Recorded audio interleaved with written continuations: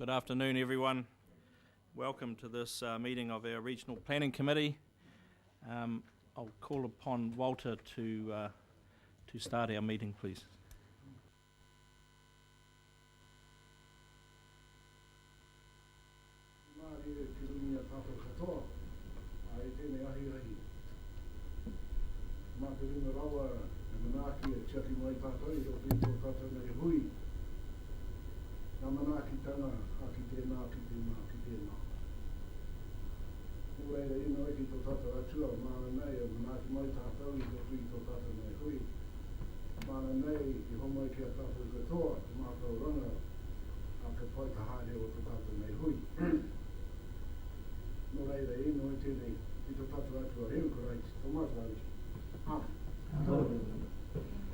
Kia ora. Walter, well, welcome everyone, members of the committee and members of the public, our press. Just wish to advise everyone in the form of a notice that the Regional Council is actually recording this meeting through our camera system, so just as long as everyone's aware of that, which we do from time to time. I'll call for apologies for this meeting.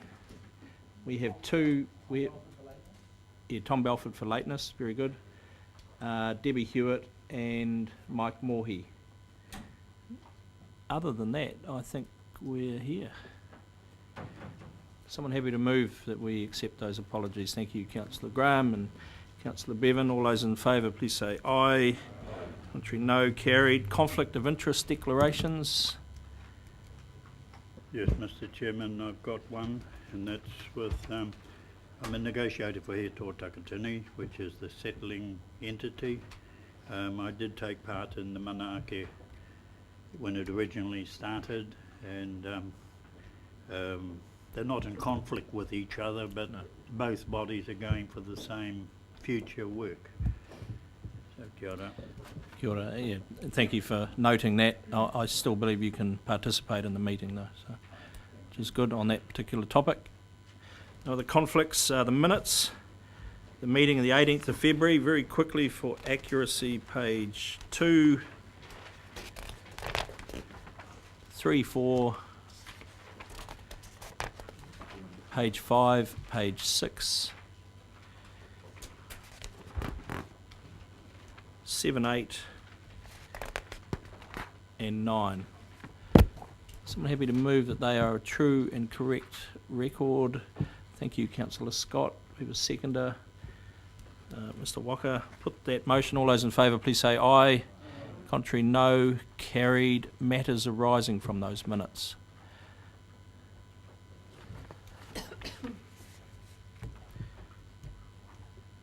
Thank you. Okay, let's go now to the follow-ups on page 3, which is a tick exercise, so take that as read for pedantic formality. I move that that be accepted. Councillor Scott will second that. Put that motion. All those in favour? Carried. Thank you. Minor items not on the agenda.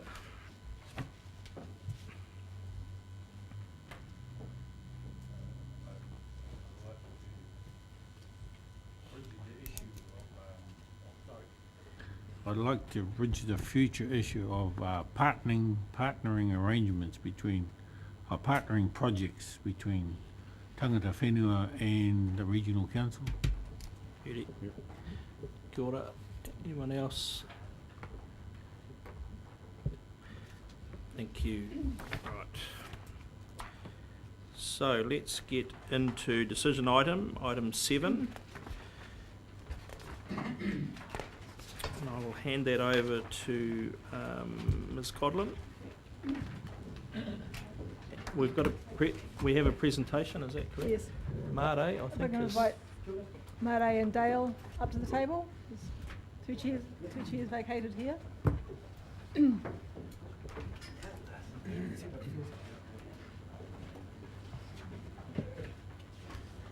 So just by way of introduction, we tried hard to have this presentation at the Tita Whenua Heretaunga offices, but our plans got fraught with double booking. So here we are today. So this item is really just to an opportunity for Marae and Dale to present the Manaaki iwi management plan that they have prepared with a collective of the Heretaunga Hapu. Just noting in the paper that as an iwi management plan, it is that has been approved or endorsed by the iwi authority of Arika Hununu Iwi Incorporated, that does have status under the RMA, and therefore this committee, through its plan development process, particularly for the tank catchments, must take into account that management plan. And we'll do that by presenting back to the committee through various reports how that iwi management plan has been taken into account. And one example of it, that is the development of an engagement plan for the tank plan change process, which is still under development based on the principles in the Manaaki report. So thank you, Mare and Dale, for taking the time to come along and present this iwi management plan to us. Thank you, Dylan. Koe Walter, kia tuku ana tatātou nei hui tarangi nei, ko koutou o te kaunihira o te mata Māui. Kia whakamāma te huarahi me ki ka tū ki tarangi, ngā kupu ki te atua, no reira tēnei tumi atu tēnā tātou katoa. Ko tai mai mātou ara, kia Dale Moffat ara, I wainganui a mātou te tiamana o te taiwhenua mai paku. No reira tēnā koutou, tēnā tātou, kia ora mai anō tātou katoa. You know, if I may start in this way too as well. I'm no stranger to being around this table, but I heard a story the other day, and I'm almost feeling the same way too. And the story is this: you know, it's like going back to school for the first time. It's like going to school for the first time. It's like coming to school for the first time. And I don't know how some of you may have felt back in the time, and just have a wee think about that and going to school. Well, I was reluctant to go to school because I wasn't too sure about what the reception was going to be. And so I just preface that to say, whilst I've been amongst many number of you, this is a very important time and stage by which we've arrived. And I'm hoping that what we'll be able to at least convey to you is both a journey, a very clear message in terms of what was the purpose of the journey and where we're going with the body of work around this thing called Manaaki. You know, it was prefaced by this. It was prefaced around about 2008 and 2009, where we were going through the expiry of the consents and going through the hearings process. And yes, we because of Peter Paku, we have been the antagonistic submitter, and that had created, you know, huge legal costs that us ratepayers have to pay. In fact, you were left with something like about $240,000 if you go back and look at your minutes.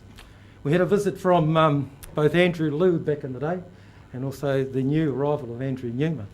And he came to the office and he said, look, we've got to do this in a much more better way, taking a proactive approach to it all. It doesn't necessarily mean that we're going to agree on everything, but we need to establish we have a plan, and it'd be very useful that Māoridom, particularly for Heretaunga, also have a plan, particularly around the space that you have a huge responsibility for in terms of governing and being responsible over the natural resources. And of course the position that us mana whenua take in terms of our role as kaitiaki. And so that conversation committed, if you go back on your records, it committed 150,000 per annum actually. And all we got was 240. No, but over 3 years, over 3 years, what then took shape around an attempt to strategically come into this relationship. I think I'll just stop it there for a moment, because what we have, we're going to hand that around, and we've got a PowerPoint. Yeah. That's going to prompt, along this history, how we ended up being in front of each other. As you know, resource consents and the sorts of issues around water allocation, water quality. You know, and I must say too as well, I'm here because of people such as the Bill Bennetts, the Erie Smiths, and many others, the Boy Tamonas, that actually had to actually say to us, it's better to participate rather than litigate. And that's the sum and measure of why we're creating a strategic relationship. You can put all the numbers that you want to put around it, but if we're not going to achieve that strategic relationship, it's just going to make things a little bit more harder for you guys and for us too as well. And therefore, we've stepped up to say, look, what does this relationship look like? So therefore, we'd like to just take ourselves, we kind of benched this, Mr. Chairman, on about 20 minutes with about 10 minutes of question time, if that's okay with you. Is that okay, time frame-wise? So, Dale, do you want to?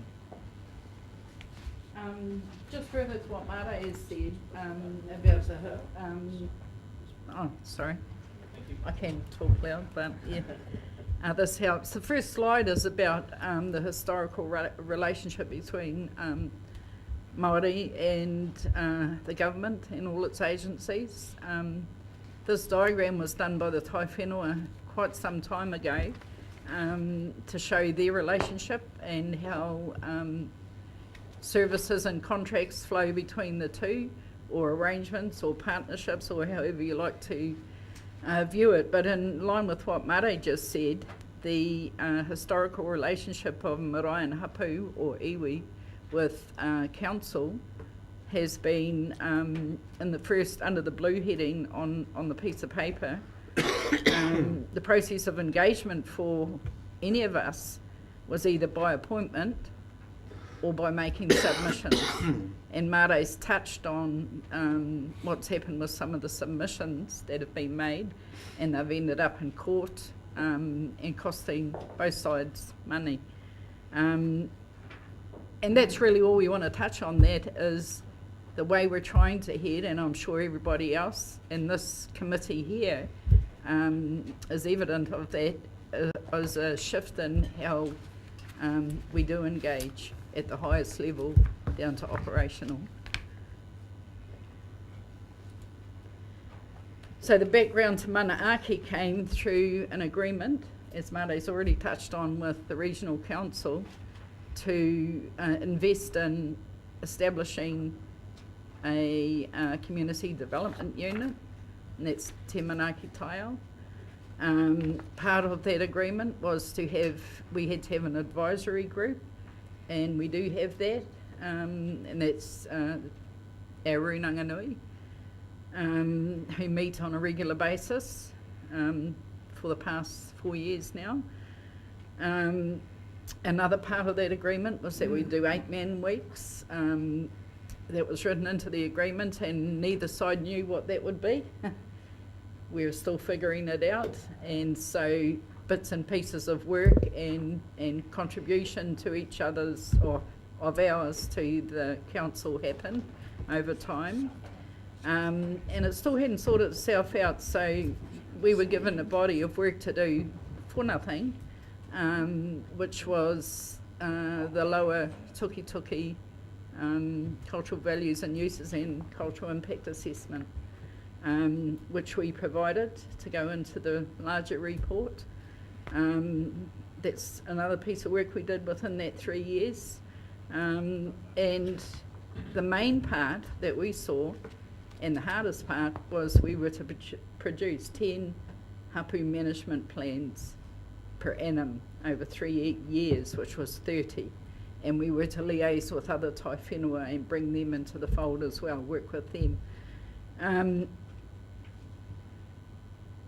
When we started on that, and about 18 months into it, we had not a little booklet this size, but something about that size. We, at our own expense, we went down to Te Ao Marama in Southland, had a look at what they were doing. That's my whanaunga down there, and they said we could plagiarise it if we wanted to. And we had a look at that and put together a document that was huge. And we tried to work through it with the Runanganui. We tried to work with it by going out to marae. And in the end, our marae and hapu said to us, this is too much. Let's work together. Let's do a collective plan on what we can agree on. And that's our start. And the difference was Te Ao Marama was post-treaty settlement, so they had a lot of statutes and laws and all sorts of things that made their document really big. We're a pre-treaty settlement, and the important thing for our marae and hapu was that their values were put down, their policies on those values, and the process of engagement with anybody, any other stakeholder, in particular council, was in there. So that's what we worked on. That was the background.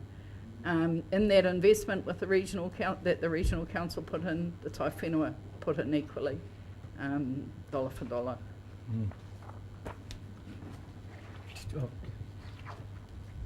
The other thing that I do recall back at the time, around about the early 2000, 2008, the regional council, I understand, may have had two so-called hapu management plans, one by Bill Hodges on behalf of then the old Te Runganui or Ngāti Kahungunu, and one or two may have been lodged but lost along the way. So at that time too, you need to know that most of the country were trying to come to grips with responding to that particular aspect of the RMA, particularly iwi management plans, and that we were looking for a framework by which to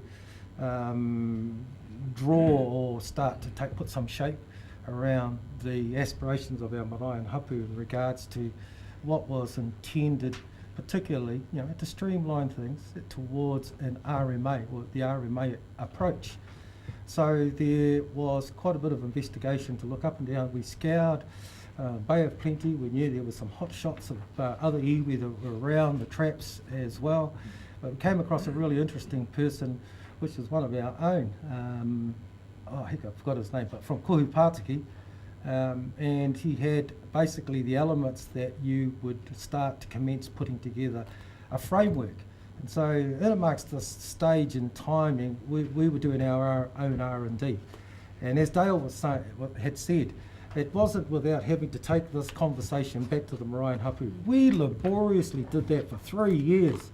There's nothing worse when you're starting to flick through 300 pages. Everyone's getting tired, hoha, and then somewhere in amongst that journey, the penny drops.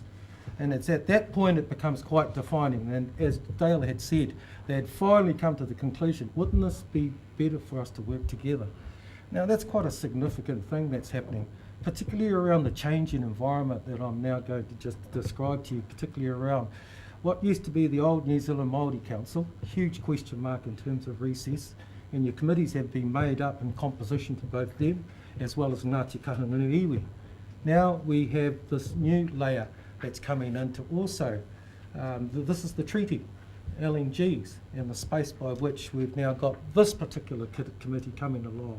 So you can appreciate there's certain dynamics in terms of what's pulling you one way or another, and as the respective members of those LNG groups, RPC, that make up this particular committee, you're there to respond back to your own conservancy, your own people, and we're doing exactly the same, except we made a decision back then, let's try and bed this down before we actually get up to the ring road of the claims, so that we know that we're on board with the same people that's going to be participating around the decision table for the settlements and the claims, and the hope that we wouldn't lose time and years in having to, one, reach settlement and then start from that point.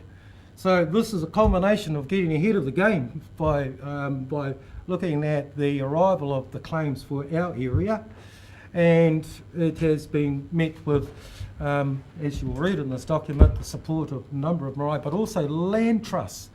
And so that's quite a significant space that we've now been able to just take our approach, and mana ake too. I'd just like to touch on what Mare said about Bay of Plenty. Very early on in the piece, we got in touch with Tauranga Moana, and this was 3 iwi, and they'd done this.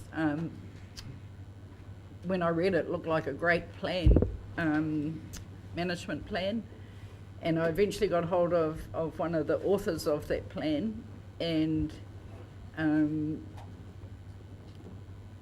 I said to him, can we meet with you to talk about how you went about this? And he said, we're ditching it. we're actually going back because what we did was a desktop exercise. We now have to go out to our marae and Hapu and see and redo our plan. And that made up our mind that we would do that along the way. So it was useless as a desktop exercise, which would have saved a lot of time and a lot of money, and we could have put it in there and said, here's a plan, but nobody would have owned it. None of our marae or Hapu would have had much input at all and no ownership of it. So we did it the long and hard way, but the most rewarding way. What we came up with was something what we term organic and authentic, because it came from the people, and they've all put into this.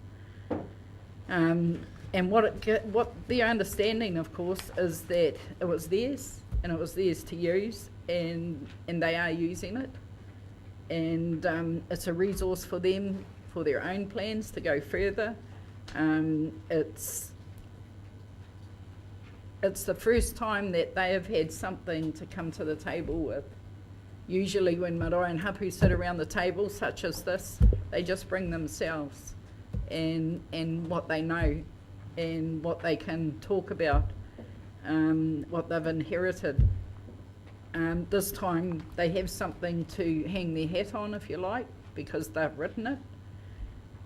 And it's a starting point for negotiation for them. They're not sitting there with nothing. And yeah, So and if we're proud of anything, that's what we're most proud of. what you have is in this document is set out in this respect. There are three key parts to it all. One, there's a positional statement. I mean, this is high strategic level.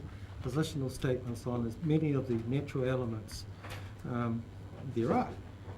We also have a chapter in there in the suggestion of how we should engage with each other, and that's quite a bulk of work that's currently going on, as you know, councillors and staff, in terms of engagement process in order to implement things. And the other problem that council were having to face were, how do we get a hold of people back out on the ground? And so what we've attempted to do is give 3 layers of contact just to expedite the issue of not trying to find mana whenua out there. And we're using ourselves as the end point. If you cannot direct yourselves on the list of those that either have been on a committee, New Zealand Māori Council, Tai Whenua, Runanganui, then the backup is us.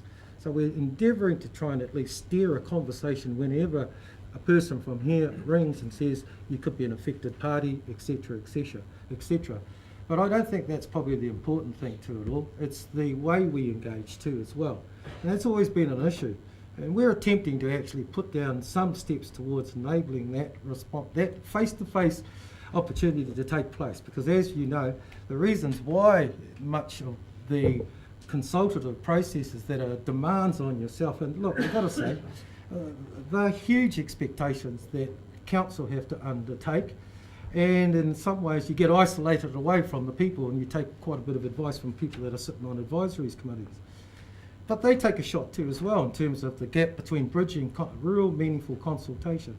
So we've tested this out with a number of in fact with the Runanganui, and let me say that when we did have our Runanganui meetings, we were inviting and encouraging, and this is something that I'm sure will probably reach out to the people that actually are in these communities, particularly Māori, to bring along someone else so that you're not on your own. And there have been at times 2 or 3 people that have been coming along with their representative. We have a pretty much open forum. We've got regularly scheduled dates, and we're making sure that this particular committee are focused on the issues, particularly around environmental, RMA, their responsibilities as kaitiaki. And you should be proud of the fact that you actually helped us get our people geared up towards actually responding in that way. I mean, it's a credit in saying it's taken at this. There's still a lot of suspicion, obviously, in the relationship, but we've got to keep on chipping away at it. There's no other way, otherwise we're just going to take things a little bit longer to achieve. One of the criticisms, I guess, early on when we sort of put the draft out was that some of the policies were there'll be no more of this, there'll be no this, no that, and you know, how do you work past that when you're coming to the table with something you want to do and somebody's sitting there saying no? This has only ever been a starting point, and when you sit to talk with somebody, it's really good to know where they're coming from straight off the bat, and then you talk, you know, and that's what this is about. It's not about saying it's hard and fast. It's not about saying things can't be worked out. It's just about both parties coming, knowing what the other party is saying. The other thing is that I want to be very clear, while marae, hapu, mana whenua have a very important role environment as kaitiaki, that doesn't take away their aspirations around economic development. And the purge of why, the push that really motivates us, particularly in Heretaunga, as you would all know, and it's in that second paragraph about regional economic development, is that quite a bit of the whole of Hawke's Bay's GDP is right under our nose over here. And so that creates enormous pressures. This is not removing the pressures that are on our other fellow mana whenua, but because these sorts of efforts are now curtailed with such big expectations, or work groups with tank and etc., will become possibly the model by which you will take out to the remainder of Hawke's Bay. So, I mean, that's what's motivated this. There are economic pressures but going on under our nose. We certainly are not saying that we're not participants and want to follow economic. In fact, we do.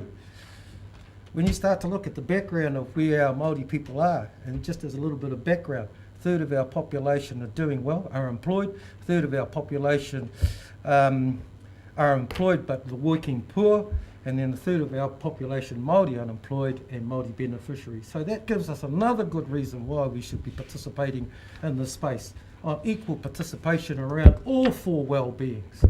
Look, I'm mindful of the time, Mr. Chairman, so we might just kind of wrap up where we're going to go to on the Manaaki version 2, Dale, I think. Yeah, you know, in about a year we'll be reviewing this one, because to keep something alive you have to keep looking at it and bringing it up to date. But what's come from this already is that our Runanganui and our marae and hapu want to do their own management plans. We're already helping a couple do that, and to them it is about having an economic base, about their own plans. There's a lot of talk around the place at the moment, and a bit of work being done about building hapu economic bases. I think Peter mentioned this is probably where the group wants to go, is looking at the same thing, and we're here to work alongside whoever else is in that space. But just as important for us is building their cultural capacity, because all of Manaaki is values driven. Over the past 200 years, if there's been a constant, it is those values.